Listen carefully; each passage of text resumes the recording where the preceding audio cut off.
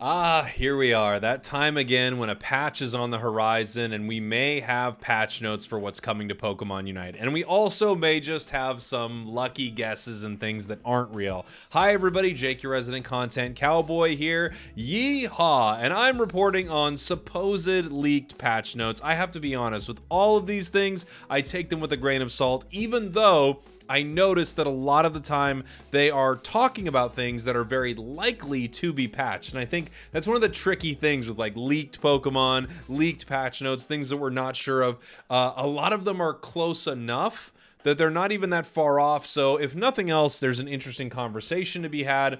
But I saw these leaked patch notes earlier. I'm going to go through them here with you. I'm going to talk about what is possible, what is probably not possible, why they seem kind of legitimate, and why they seem kind of illegitimate. Let's start right here with our first bit of leaked patch notes, the 1.14.12 patch note. First off, it starts right away with Gyarados changes. Obviously, if we are getting changes in the next patch, Gyarados will be changed. It has a low win rate, and it's a new Pokemon. It's going to follow the exact same formula that we've seen from multiple Pokemon before. Gyarados, of course, will receive some buffs. Aqua Tail being the first thing noted.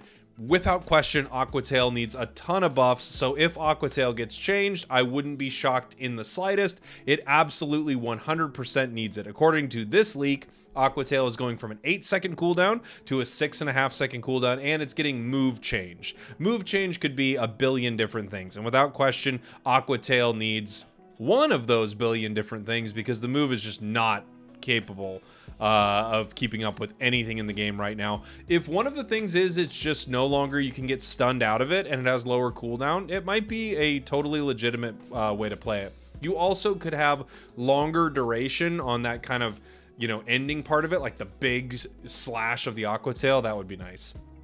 Waterfall getting a change. Obviously, this is a damage change, so Waterfall is going up to it actually has a nice damage increase here from 94% of its attack to 124%, and then from 190 base to 210 base. So I think Waterfall probably needs a little more than just damage, but Waterfall's actually not as bad as people think. And then Bounce is getting a move change. I don't know exactly what that's going to mean, but maybe, like we talked about, you can charge Bounce while moving. If you could charge Bounce while moving, whew, that would be so incredibly good. So those would be the proposed Gyarados changes. I wouldn't mind if they were about that. Even though I could see them doing more to Gyarados, I actually wouldn't mind if the changes were something like this, especially if that Aqua Tail change feels really impactful. We have Gengar on this list. No question that Gengar is in one of those positions where it could always use a buff. We have Sludge Bomb getting a 2-second cooldown reduction. By the way, if this change happens, I would freaking love this for the Hex build. We have Hex getting a 1.5-second cooldown reduction, both of them getting range increases. And then you have Dream Eater getting a range increase. Honestly, the funny thing about these patch notes is they're super reasonable, and its Unite move gets a cooldown reduction. Every part of this is fully reasonable for Gengar. These are all totally reasonable changes, and if they did it, it would make Gengar better but not broken. Part of me thinks like there's no way these are the changes, because honestly some of them are actually pretty dang good. Clefable is getting a Moonlight nerf. I mean, no surprise right there. And here's the other thing, if these are real or fake, it's true. Clefable needs a Moonlight nerf. It's not a massive one. It goes from 70% of special attack to 65, and it's base from 45, or it's flat from 45 to 40, which, fine. I mean, anything you could do to take Clefable's healing from 200,000 a game to, 150, I think would be totally reasonable. Let's take a look at our next note right here. Flail Snorlax. I don't know why we're still dealing with Flail Snorlax, but fine. Increase move speed by 70% for 2 seconds, decreasing every 0.4 seconds by 14%. Now it decreases by every 0.4 seconds by 8%. So this is a really insignificant change to Flail. And this is one of those that makes me go, dang, this might be real. Because, why are we even talking about this? They want Flail to be a little better, sure. Why are we even discussing the very, very minor move speed decrease? I don't know. Part of me is like, dang, this might be real. And then Block would actually have a massive buff right here.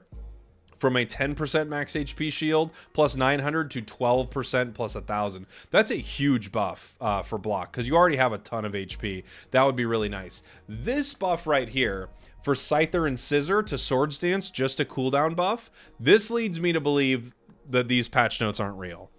Because if they were to mess with Scyther Scissor, and they probably will, you know, we know from El Chico Eevee that we actually have a Hollowware coming out. Oh, I don't have the frame for it right here. I have the Leafeon frame, the Meowscarada frame, and the Greninja frame. But we do know that there is a Scyther Scissor new piece of Hollowware coming out. I think they would do more for this Pokemon because it just really hasn't been super relevant in a while.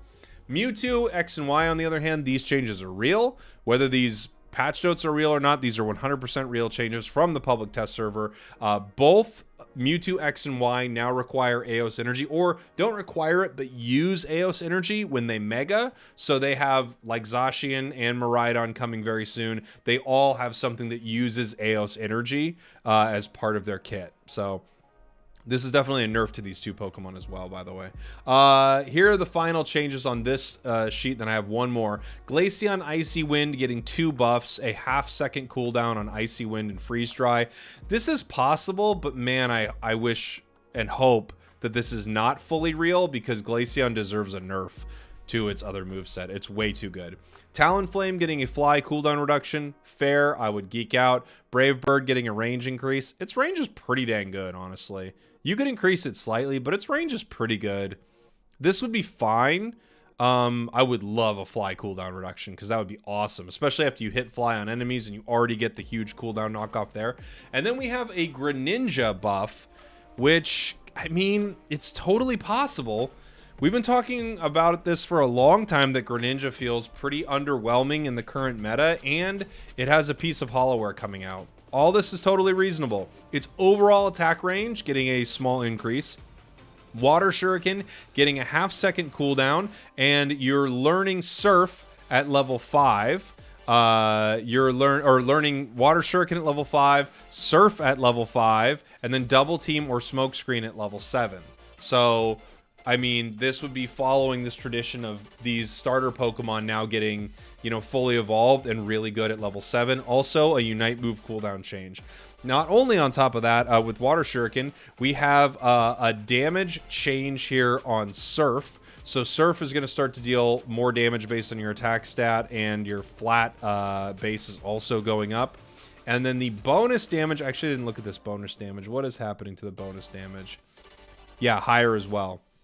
And then Double Team, level change, Smokescreen, cooldown reduction, Unite move, cooldown reduction. All of these things would be massive for this Pokemon. Oh, and I forgot, Cinderace and Decidueye are also getting the same treatment.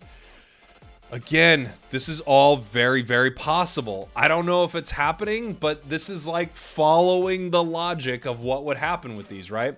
So Cinderace, it would get an attack stat increase, fair, Pyro Ball down to level 5, Blaze Kick down to 5, then Flame Charge and Feint both down to level 7.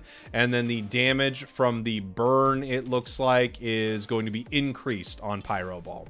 Decidueye, Razor Leaf from 7 to 5 with a cooldown reduction, Spirit Shackle from 7 to 5, Leaf Storm, range increase from 8 to 7, and then Shadow Sneak, cooldown decrease from 8 to 7 as well. This would be taking all of our starters, right, just like we did with Venusaur and Blastoise Charizard, and it would be bringing Cinderace, Decidueye, and Greninja right in line with them. Some of this is too perfect, isn't it?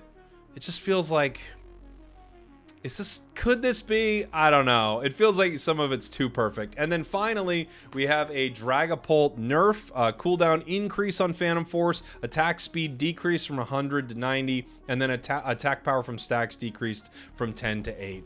All of these are possible.